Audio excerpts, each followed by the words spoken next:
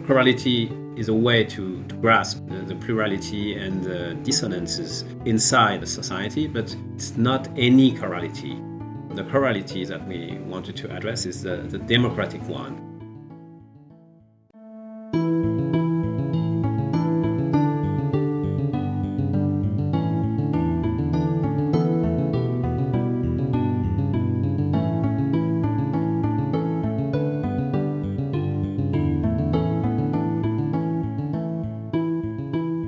Welcome to Lesche, a podcast on new ideas in ancient Greek studies. I'm your host, Johanna Hanning, and I'm a classicist at Brown University.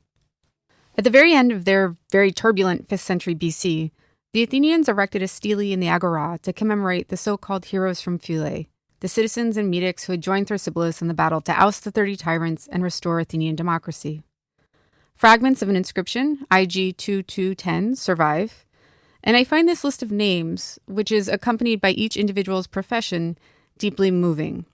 So here's a sample, and these are men who fought for the restoration of the Athenian democracy. Cheirodemus, farmer. Leptines, butcher and cook. Demetrius, carpenter. Euphorion, muleteer. Cephisidorus, builder. Hegesias, gardener. Epamenon, donkey herd. Somebody whose name ends in opos. Olive seller, Glaucias, farmer, a nut seller, and Dionysius, farmer. This list bears witness to collective action and to a collective vision. And it is precisely those kinds of streams of collectives within Athenian society that interest my guests for today, Paulin, Ismard, and Vincent Azoulay, authors of the remarkable book on the events of 403, which has just appeared in English under the title Athens 403. And that book's come out in Cambridge University Press's new series, Classical Scholarship in Translation, which is edited by Renaud Gagné and Jonas Gretlein. Drawing inspiration from recent events in France, the work of Nicole Loraux, and, most importantly, from the ancient sources themselves, Paulin and Vincent have written a book that looks neither to the individual great man nor to anonymous bundled networks to account for historical currents. Instead, they're interested in the ancient notion of the chorus. Through this framework, or as they call it, this prism of the chorus, they examine the shifting groups of people that surrounded or danced in step with 10 famous and a few lesser-known individuals of the period. That list includes familiar names such as Critias and Socrates, but also figures associated with groups that rarely receive attention: bereaved women, public slaves, merchants, and precarious workers. It's an innovative methodology, but it's also one that makes complete sense in the context of the society to which Vincent and Paulin have applied it. If you've ever read Greg Anderson's The Realness of Things Past, which came out with Oxford in 2018, you'll remember how Anderson there urged us to defamiliarize the concept of the Athenian demos and to attempt to reconsider both the demos and the classical Athenian democracy on their own ontological terms. Athens 403 takes another step in this historical direction, and it's a step that might help bring students of Athenian history and students of Athenian literature, and that's the domain where the study of choruses and chorality usually falls, into richer conversation. Vincent Azoulay is Director of Studies at the École des Hautes Études en Sciences Sociales in Paris. He is a former member of the Institut Universitaire de France and the current director of the international bilingual journal Analyse, Histoire, Sciences Sociales. He has been awarded several prizes, including the Prix du Sénat du Livre d'Histoire in 2011. He's the author of several books, 3 of which have already been translated into English: Pericles of Athens from 2014, The Tyrant Slayers of Ancient Athens from 2017, and Xenophon and the Graces of Power from 2018. Paulin Ismard is professor of ancient history at Aix-Marseille University. His work focuses on the history of democracy in antiquity and the history of slavery in a comparative perspective. His publications include L'Avènement Socrate with Flammarion in 2013, Democracy's Slaves with Harvard in 2017, La cité et ses esclaves, Institution, Fiction, Expérience with Soy in 2019, Le Miroir d'Édipe with Soy in 2023, and with Vincent Azoulay, Athens 403 BC, A Democracy in Crisis, out this year with Cambridge University Press. Just a quick note that, as ever, I've put a few references in the show notes for this episode, And yet another reminder that Lesche is on Instagram. The handle is @Lesche Podcast. So now I'd like to welcome into the Lesche Vincent Azoulay and Paulin Ismard. The next voice you'll be hearing is Vincent's.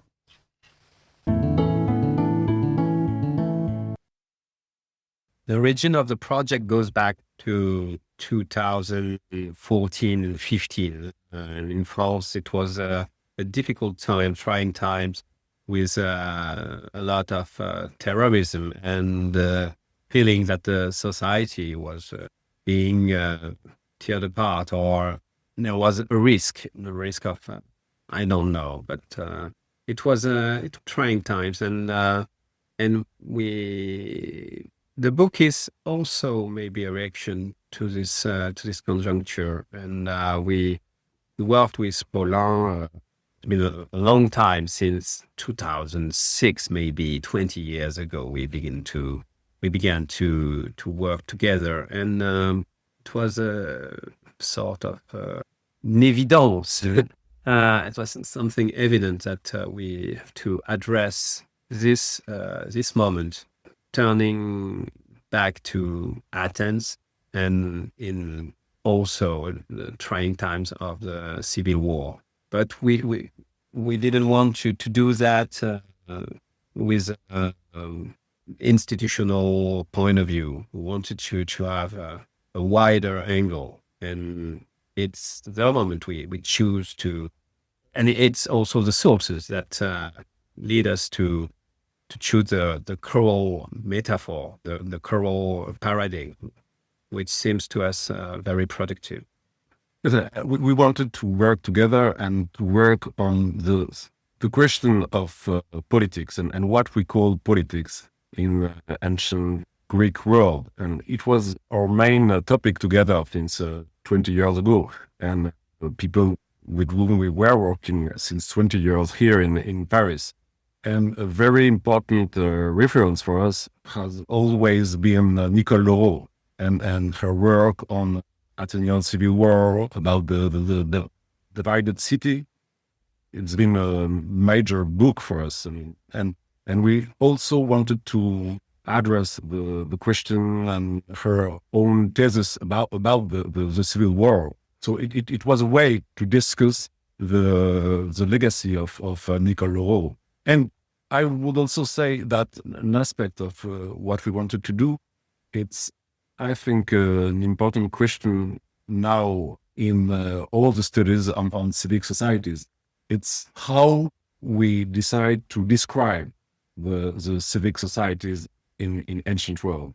Which kind of representation do we adopt when we want to just to discuss about what the polis, and in that context we had the question of chorus and the choral metaphor, just to think about what the polis was. So there was this double question about the politics and the civil war in Athens, and the way we want to conceive and describe the polis in very broad and general terms. Yes, Paulin is right.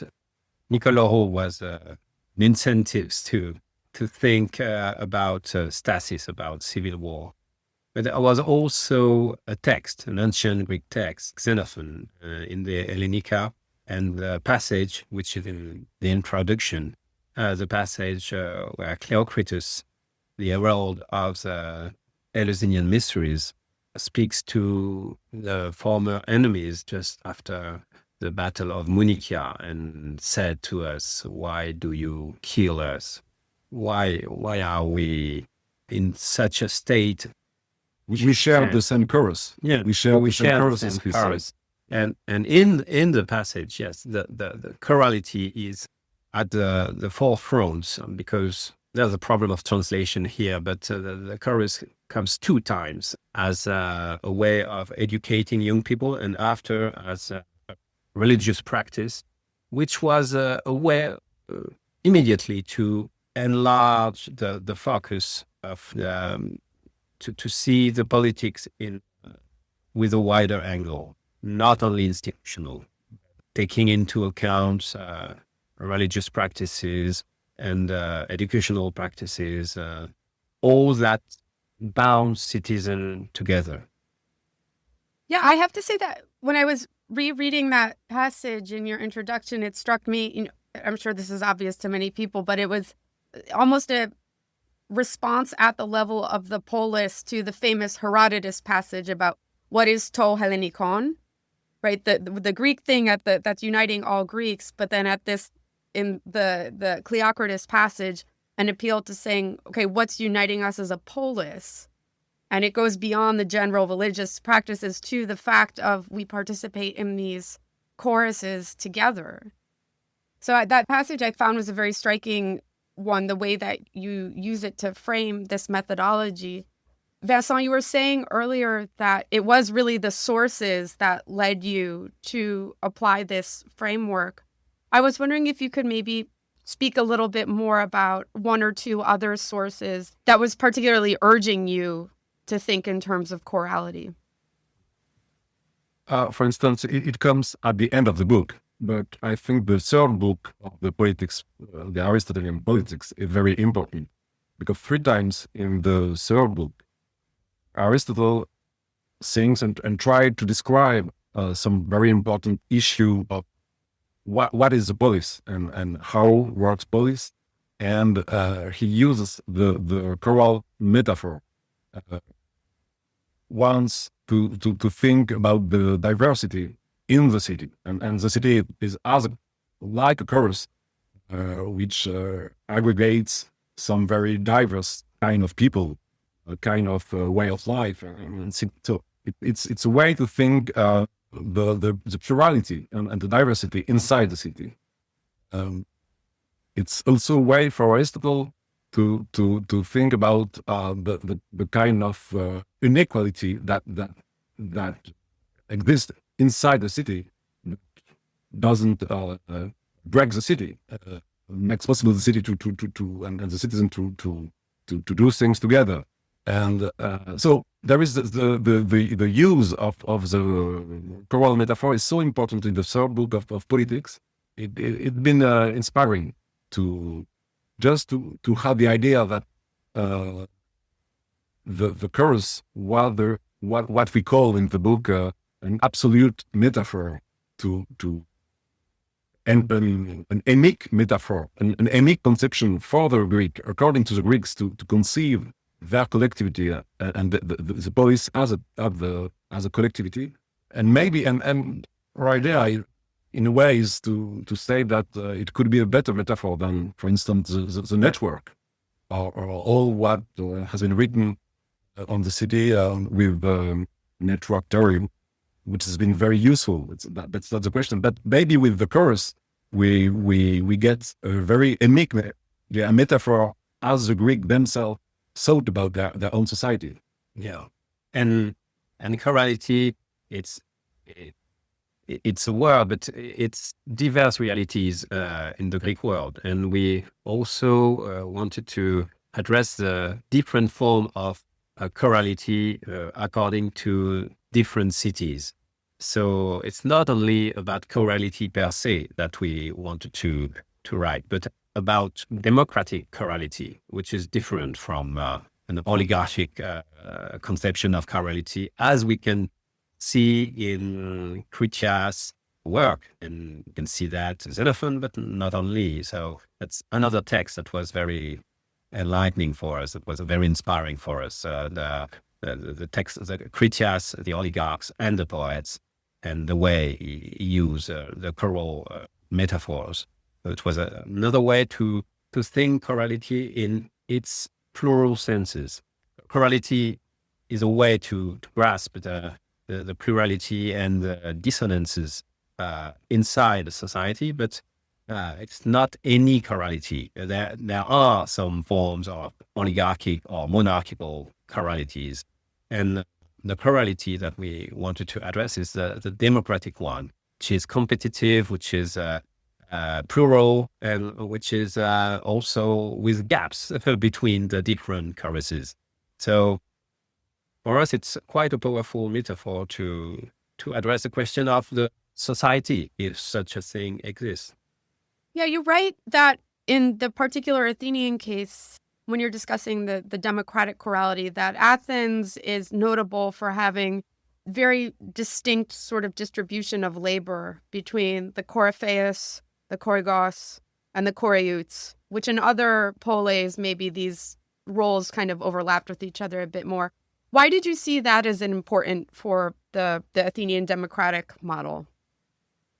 It's important because I think it's a way to challenge agonism. And agonism is one of the peculiar features of the Greek world, yes, per se, but it's channeled and institutionally designed in a specific way in Athens. The chorus in Athens, in its plurality, in its competitive ways, is a mean to challenge this agonism, to make it productive, democratically productive. So it's a way to not only to create, but also to sustain agonism, conflict, but in a way that doesn't tear the society apart. Yeah, you write that when you have the Cleisthenic reforms and we have the organization according to tribes, that then to have choral competitions in this tribal formation or configuration, to a certain point can maybe works to sublimate some other impetus towards stasis, right? Just as I guess modern athletic competitions do today. It's a way to control the drive towards competition and even conflict, is put it in the theater, keep the competition there. I thought that was a interesting way to look at the reverberations of your readings and their relevance to the concept of stasis, even beyond the moments of the coups, and particularly in 403. Perhaps you could explain a little bit more the methodology. For your purposes, what defines chorality, and why is this a useful lens for then going on to read the characters, the 10 characters that you give us, and which we'll come to later in the book? Our idea was that to use the chorality as the picture to describe in a new way the Athenian society and the Athenian politics, because we put the hypothesis that that's the way the Athenians themselves thought about their own society. So we tried to find some 10 people. Some of them are very well known and they've been very important in the events of the Civil War, and some others are only very, how could we say that, very ordinary people, not very well attested in the sources and the inscriptions. But we tried to describe how they could act in the Civil War. And those 10 people were like 10 coryphaeus. So the idea was to describe their world, themselves, and the chorus which was around them. So there is the chorus of the very well-known Critias, who is so important in the Civil War, the chorus of Socrates, who is also, in a very specific way, important in the event. But there is also the chorus of Egeso, a woman well-known thanks to a funerary inscription at the beginning of the first century BC, the chorus of Lysimache. Each time to describe a coryphaeus and his chorus around him.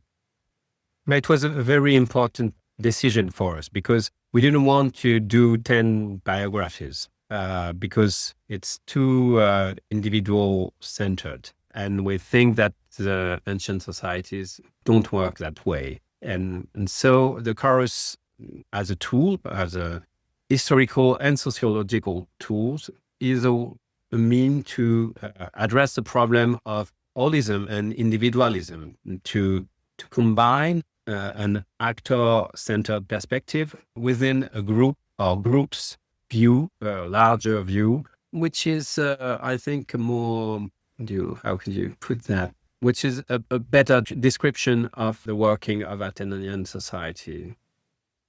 And as you say, which is in the sources already as an more emic perspective, as a way of mediating between individual, the holistic collective. Speaking of collectives, you end the introduction with this section, which has been translated into English, Rethinking Collectives Through the Lens of the Chorus. Perhaps you might be willing to read a paragraph or two from that section, just because it lays out your incredibly novel, creative methodology so eloquently. And for listeners, I'll just say that Vincent will read in French, and I'll be appending the English translation in the post-production here. Le schème choral permet ainsi d'engager une description inédite de la société athénienne, qui semble a priori consonnée avec les relectures contemporaines fondées sur la notion de réseau. Cette dernière approche a suscité de nombreux travaux en histoire ancienne depuis une vingtaine d'années. Le réseau semble même être devenu un concept fétiche capable de définir l'action collective dans ses formes les plus diverses, qu'il vise à éclairer les relations au sein d'une même cité, entre différents personnages ou groupes, ou à décrire la richesse de la circulation de l'information. L'apport d'une histoire chorale réside tout d'abord dans la fidélité qu'elle revendique à une certaine représentation autochtone du monde social, puisque nous entendons emprunter une catégorie descriptive par laquelle, sous le terme de choros, les Athéniens ont eux-mêmes imaginé des dispositifs d'action collective. Mais l'essentiel n'est peut-être pas là. Nous suggérons en effet que le concept de chœur permet de dépasser les apories que rencontre l'usage immodéré de la notion de réseau. De fait, le nouveau paysage rhizomatique de la cité classique a trop souvent tendance à négliger au profit d'un grand récit intégrateur les seuils de rupture, les discontinuités et les conflits entre les différentes composantes de la cité. Le schème choral dessine au contraire à chaque fois un espace fermé, dans lequel d'un même mouvement se distingue un cercle de participants de ceux qui en sont exclus. Parallèlement, ces chœurs, traversés par des hiérarchies plus ou moins fortes, ne cessent de se recomposer de façon dynamique, et surtout de se situer les uns par rapport aux autres dans un champ compétitif. Penser la cité athénienne au prisme du chœur consiste à cet égard à choisir un poste d'observation à bonne distance à la fois de la cité une et indivisible de Platon et d'une cité des réseaux radicalement décentrée. Notre proposition d'histoire chorale promeut donc une certaine vision des collectifs et de leur mode de composition. The choral scheme thus makes it possible to engage in a novel description of Athenian society that seems a priori to be in line with contemporary interpretations based on the notion of networks. This latter approach has given rise to numerous works in ancient history over the last 20 years. The network even seems to have become a fetishized concept capable of defining collective action in its most diverse forms, whether it aims to shed light on the relationships within a single city, between different characters or groups, or to describe the circulation of information patterns. The contribution of a choral history lies first of all in the fidelity that it claims to a certain emic representation of the social world, since we intend to borrow a descriptive category by which, under the term of chorus, through which the Athenians themselves imagined collective action. But this is perhaps not the main tenet of our argument. We suggest that the concept of chorus allows us to overcome the difficulties generated by the immoderate use of the notion of networks. Indeed, the new rhizomatic landscape of the classical city has too often tended to neglect the breaking points, the discontinuities, and the conflicts between the different components of the city in favor of a grand integrating narrative. In contrast to this, the choral scheme systematically sketches out a closed space in which a circle of participants is distinguished from those who are excluded. At the same time, these choruses, shot through by hierarchies of differing strengths, unceasingly recompose themselves in a dynamic way, and, above all, position themselves in relation to each other in a competitive field. Thinking of the Athenian city through the choral prism consists of choosing an observation post at a good distance from both Plato's indivisible polis and a radically decentered city of networks. Our proposal of choral history thus promotes a certain vision of collectives and their mode of composition. And I think that what that paragraph also brings out is that the chorus, as a methodological prism or lens, it's actually is sort of unique in that it allows you to get not only at the cohesion, but also at the tensions. Yeah. And these breaking points, these ruptures within the sort of subgroups of the greater collective. I have a question for you that perhaps is, well, we'll see how you feel about it. But I found it interesting, and I was discussing this with the series editor for the English translation, that in French, the book is called Athens 403, A Choral History. But in English, the word choral has somehow dropped from the title. And I was wondering if you might tell us a little bit about, as much as you feel comfortable, about the background of the decision to remove choral from English title. That was not our decision.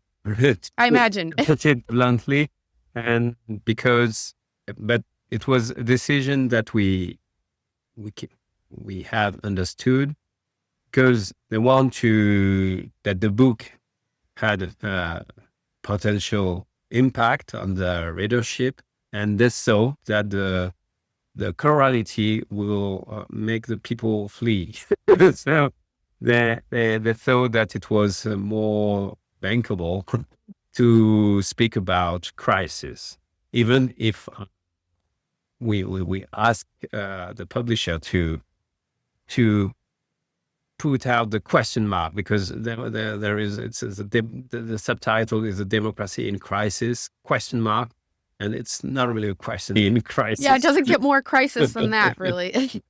So it was an editorial choice that we have understood, but I think it's a way to.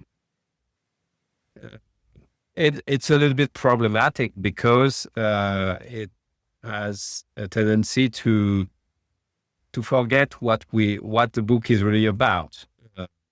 We were very interested by the event in itself, but it was Well, I can understand, yeah, the publishers have their logics, and I think in a way the most interesting commentary or point is that this is perhaps a commentary on assumptions about the publics in France versus in the Anglosphere, right, where there's perhaps more of a division between literature and history. There's maybe a hesitation to read in this sort of anthropological way that does justice to the ancient material by combining both literary elements into the historical analysis. I think it's really most of all a comment on the way that the Anglosphere has divided up the material.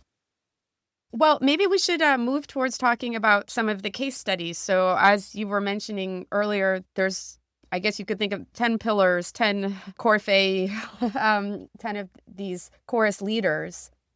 And perhaps I could ask you to begin, Vincent, with the first one, which is Critias. And I think it's an interesting concept to think of Critias as the leader of a chorus, when I think with all the baggage, the assumptions that we have about him, to apply this lens, and also to remember, as you do, I mean, I think it's very helpful reminders that Critias was a composer of verse himself. Yeah, Critias is the first chapter, because yes, he's one of the main actors of the civil war, even if he was not the leader in chief, the Führer of the 30s, as a certain historiography has put it. But he had a role of Periphase, of porte-parole, of the one who speaks for the group. And I think that was a particularity of Critias, who was first at the beginning in the 410 until 407, a staunch Democrat if we look at the sources. But with the brutalization, with the exiles that took place at the end of the Peloponnesian War, flip side, and with the experience of exile, and we insist a lot about exile and what exile does to people, became a sort of champion of oligarchic radicality, and we can trace this role of champion of radicality in his own works that has come to us mainly in fragments, but are very relevant for choral investigation of the Athenian society, but with a vision, an oligarchic vision. So an oligarchic vision of the chorus. A chorus should be one chorus and without any division in it. And so we can see a certain vision of chorality advocated by Critias, and the way that vision unfold in the Athenian reality. So who exactly then is the chorus that you envision him as leading? Because there's the 30, but you also discuss, and I think this is really important and enlightening discussion that you have, his intellectual basis as that he's one of these, several people who have these Spartan sympathies that perhaps, goes beyond the tight circle of the 30 themselves, but a swath of Athenian society that has these kinds of predilections and admiration for the Spartan constitution. Yes. Now, what's interesting that in the case of Critias, he has a conception, an oligarchical conception of the chorus, but the chorus itself of Critias is constantly evolving. So at the beginning, it's a chorus of exili, mainly the 30s. The 30s is a very common experience of exile and of laconizer. But the chorus of Critias, not because he's the leader, but because he is the porte-parole, he is the one who speaks for the group, evolved during the Civil War and tries to embrace all the 3,000, all the Athenians that stayed in the city, and we can see the fracturation of this chorus because it can't stay unified, and we see how Critias tries to maintain the unity at the expense of others, and the could be Democrat expelled or slaughtered, but also not enough staunch oligarchs as Theramenes. And so we have some very theatrical scene of this explosion, this division of the oligarchic chorus in Xenophon's Hellenica. And it's very interesting to see how the choral metaphors are intertwined in the text, or are the subtext of a lot of this very paroxystical episodes. And so we try to trace the evolution of the different choruses that surround Critias, and see how it leads to the catastrophe and the collapse of the oligarchical chorus. Yeah, it's trace this kind of almost constant process of there's the fragmentation, dissolution, and then reconstitution of the group around him, which was incredibly fascinating. And I think that is a really helpful first case study because on the one hand, Critias will be, for historians of this period of Athens, of Greco-Roman antiquity, he'll be a familiar figure. But that's precisely, I think, why it's so effective that, you're showing us then how your methodology will work in the case of a more familiar figure to prepare people for the less familiar, the less famous individuals later on. No, that was effectively the idea. Yeah, it defamiliarizes Critias in a way. Exactly. And also, it was a way to see groups, but not solidified groups as if oligarchy was one thing, monolithic, during the Civil War. And it's a way to see how all this evolves and unfolds during the Civil War with a lot of recompositions.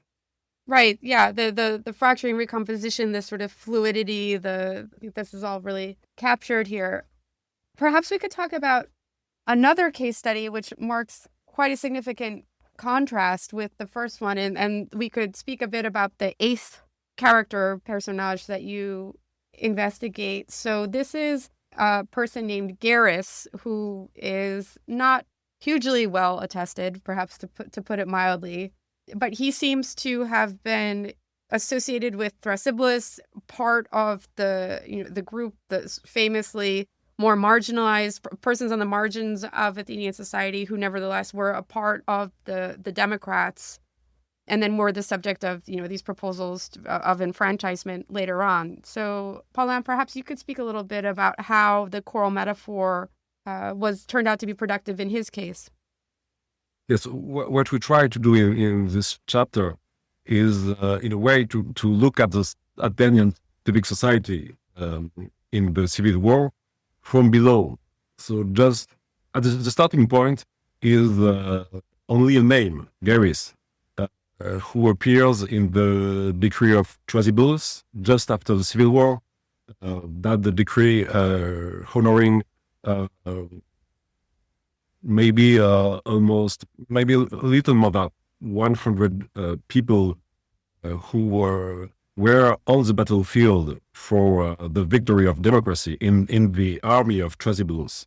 And this is just for listeners. This is the big decree that then goes up in the Agora, right? Yep. With the names of the individuals. Absolutely. So we know that there was a man called Syeris, who was Laconopolis, who he sold some vegetables on the Agora, and he was a soldier of this democratic army led by Thrasybulus. That's only what we know about him, and with the decree, we understand that he's honored by the city, and maybe he was a slave. Maybe he was a freedman, maybe he was a metic, we don't exactly know. But he becomes an Isophenes, he got the Isotelias, or a kind of privileged status among the metics. And he's also known by epitaph, a very beautiful epitaph of the middle of the 4th century BC, from his own son, who remember and celebrate the memory of his father and his mother. So we understand that he became an Isoteles in the city, and we try just to reconstitute what could have been the chorus around him, if we consider him at the Coryphaeus. And it appears that it was very possible that he was closely linked in a way with all the Thracians, who was so important in Athens, and who was also so important, who were so important around the sanctuary of Bendis, the goddess Bendis at the Piraeus. And it was just near the sanctuary of Artemis, and it was very close to the battlefield of the end of the Civil War. And in a way, it's very interesting because it shows the role played by the Thracians in the restoration of democracy. For the role played by some foreigners, some of them were metics, some of them were even no metics, they were only xenoi, and some of them were slaves or freedmen. Actually, we don't really know. But what was important for us, it was also to show with this question with this approach with the chorus, how there were some very important communities in the Athenian society, which blurred the distinction between the statues, mixing free men and slave and slaves, metics and citizens. And when we follow the story, when we try to follow the story of this man, Syeris, it's a way to describe the lowest class of the Athenian society without choosing as a starting point the rigid status distinction between citizen, metics, slaves. Well, thank you. Yeah, it's such an incredible range of characters that you have in the 10. And I suppose I do want listeners to know that you do actually include also a couple of female characters in this. And I was wondering if perhaps I do just want to cover at least one of them. If Vincent, perhaps you could tell us a little bit about Lysimache, just because I think that most people will be familiar with the Lysistrata, but perhaps less so with this woman kind of behind the character. I'd be curious to hear a bit about your application of this choral prism or lens to her story. Yeah, it was very important for us to integrate women at all statuses, but not seen as statuses per se, as Paulin has said just before. And Lysimache is an extraordinary case study, because she is not anybody or any Athenians. She is the priest of Athena Polias, so the most prestigious priestess of Athens, and she has been priestess of Athena during 64 years, and we know for sure that she was present when Thrasybulus and his troops, at the end of the civil war, go to the Acropolis to sacrifice. They were greeted by the priestess of Athena Polias, so Lysimache. And we know Lysimache because we have an extraordinary statue base with which is maybe an honorific statue. We are not sure, and which celebrates the role of the priestess of Athena Polias. And also we know her because she is a sort of character of Aristophanes, thinly disguised in Lysistrata. Lysistrata is the story of Lysimache and her chorus of Athenians, but not only Athenians, which who in 411, which is the date of Lysistrata, trying to stop the war between Athens and Sparta, and all the description of Lysimache, Lysistrata, is a way is a mean to it's a way to interact with the real priestess of Athena,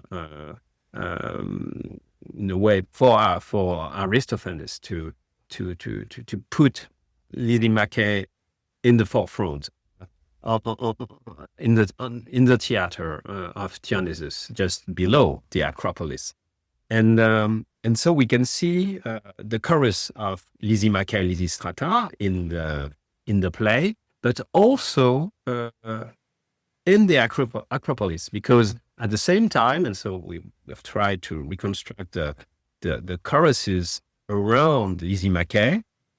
So the choruses that were there when the Thrasybulus and his troops went to the Acropolis to sacrifice after the reconciliation.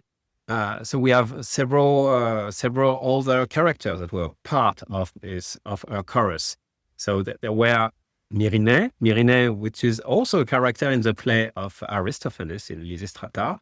But Myrine was also the first priestess of Athena Nike, who was appointed by allotment, which is extraordinary, because that the first priesthood that was appointed by allotment, and in a way it shows how democracy also became part of Athenian religion, and how they are really intertwined.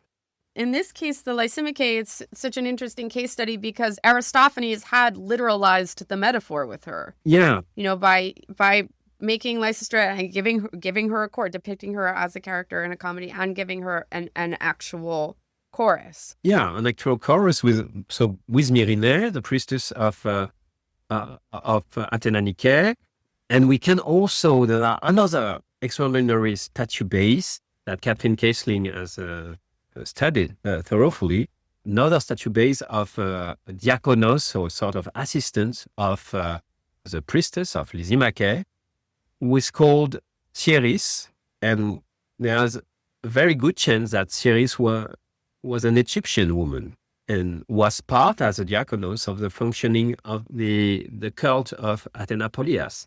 And so we see several choruses surrounding Lysimache, a chorus of pure Athenians like Myrine, because if Myrine is chosen by lot, it is because she is of pure Athenian descent, but also some foreigners like Syeris.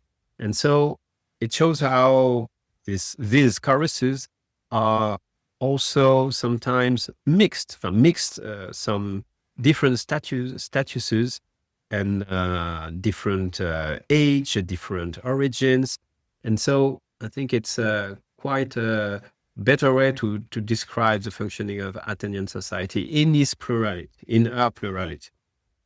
Right. I mean, it draws out that there's different ways of constituting the chorus, different criteria for and reflecting of people's different social, professional groups that they move in. I think we get so used to thinking of just, the civic choruses within Athenian society, but this framework then expands, allows us to understand, again, that middle space between the individual and the collective in a more textured way. Perhaps we could end with just one more case study. Paulin, I think that people who are familiar with your work, which is very popular here, including, I'll say, with students at my university, the Democracy's Slaves book, as it was translated, the title in the English translation. You have as your second to last case study Nicomachus, someone that you had, written about, studied quite a bit before. And I was curious if you could say a little bit about him. Particularly, I'm really curious about if you felt like you got new insight into him by applying this new methodology in this book. I mean, you knew so much about him before, but did you feel like you saw him in a different light after looking at him through the choral metaphor in particular? I would say, yes, it's rather different because the starting point, actually in that case, when I wrote about Nicomachus, was the frogs. So it was not the question about the status of public slaves and the speech against Nicomachus, but it was the mention of Nicomachus in the very strange and important passage from the frogs from Aristophanes, when there is very precisely in that comedy played in 4 or 5 and maybe played again 1 year after us, just at the beginning of the Civil War, and at the beginning of the play there is this description of a very violent description of something like a chorus with Nicomachus, a man called Myrmex, and the last one, I'm sorry, I don't remember the name in the comedy. But Archenomus.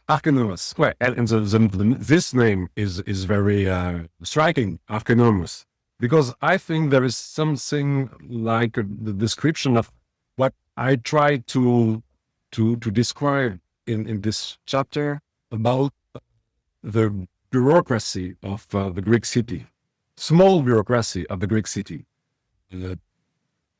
Either a chorus composed by some public slaves and some very small magistrates, or more probably in that case, only small magistrates. But in a way, it's a fraction of the political sphere of the Athenian democracy, which is not much studied, yeah.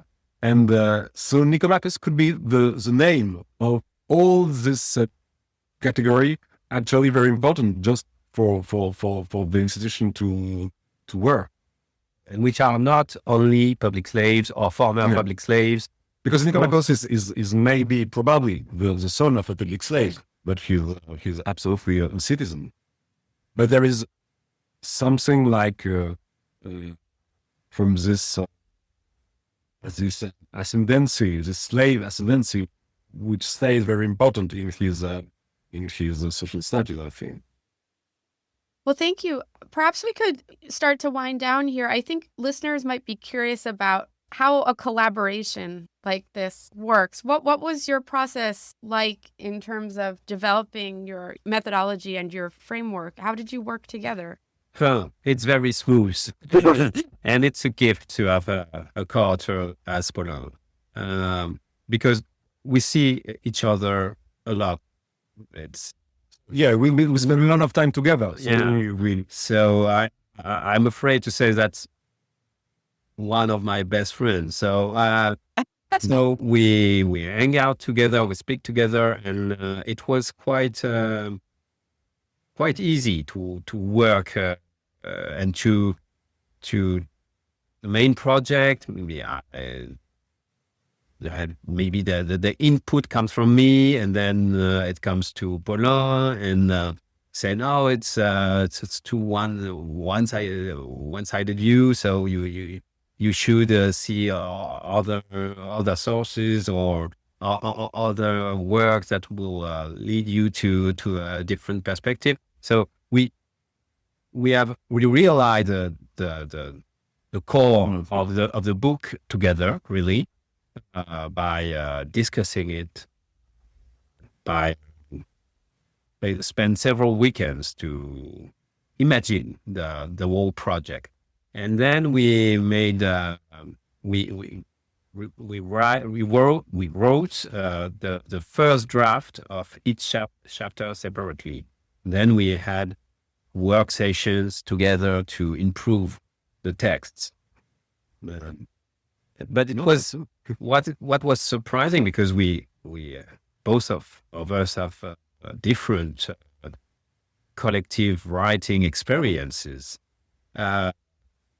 It's how it was easy to write, and I think we will redo that in the near future, I'm afraid. Absolutely. Yeah, I think that would be wonderful. I would be very excited to see another chorus of two. I guess I don't know what you would call it, your two-person partner tango or waltz or whatever, kind of dance. Maybe a waltz, yeah. A waltz. Well, thank you so much. I think I warned you at the start that I always end with a game, with a small game, a word association game. Eager. So in this case, I have a few words that I want to pose to both of you, and then some for the individuals. So I'll start, and I'll ask maybe, Vincent, you can go first. If I say chorus, what do you think of? Athens for free. Start to get a bit circular here. Great. How about you, Paulin? What do you think of? Maybe Vincent took the easy answer. You have No, the dance, because it's so important in the ancient chorus, and it's so difficult just to reconstitute which were the movement and how they danced, and in a way, the dance is important in the book, but it would be so great just to be able to describe also a kind of dancing history. Right. In society. Okay, so maybe I'll go back to you, Paulin, to start first. You have to start first this time with stasis. Loraux. No, I'm sorry. It's a historiographical reference, but for me, stasis, it's the Loraux. What about you, Vincent? Yeah, it will also be Loraux, but also debate Okay. with Loraux, because Loraux is really one of our main inspiration, but it's also a reference that we fight with because we don't have the same conception of the politics and the political, Right. as if it was synonymous of stasis and its repression. We don't buy that. So Loraux, but not Loraux. Okay. That's great. Well, Vincent, I'll ask you, if I say Critias, what comes to mind? Ancient history. Okay. Okay. And Paulin, Garris. Vegetables. Vegetables. Okay, perfect. And Vincent, Lysimache. Oh. Agency. Agency. Okay, great. And Paulin, Nicomachus. Writing. Okay. Great. And then the last one for both of you. So I'll go back to Vincent, 403. 404. These are great answers. Yeah. Paulin, can you beat that? Nothing comes. Just a blank. A blank. Maybe it's all in the pages here. It's all on the page. Well, this has been such a fun conversation for me. Thank you so much. Thank you. Thank you very much, Joanna, for having us. It was wonderful for us, even if it was sometimes a bit trying to speak in correct English, but we have tried our best. No, it was great. It was great. Thank you so much. Thank you.